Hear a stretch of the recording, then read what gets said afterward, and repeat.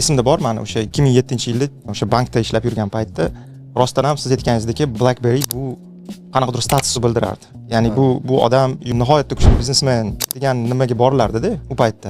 Keyin qaysi bir davlatlarda u даже mumkin emas edi. Masalan, encryption bor edi, qanaqadir kodlangan bo'lganligi uchun messajlari. O'shaning uchun ham qaysidir bir davlatlarda ruxsat berilmagan edi.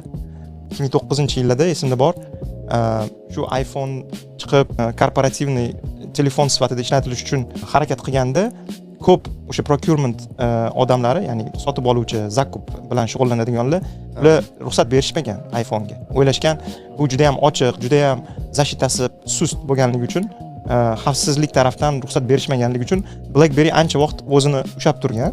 Keyin yo'q bo'lib ketgan. U o'zini xatosini ko'rgandan keyin harakat qilgan to'g'rilashga. Prosta kech bo'lib qolgan. Masalan, o'sha 2009-yillarda, 2010-yillarda telefon chiqqan, BlackBerry telefon chiqqan, bundoq ochilardi-da yoki yopilardi.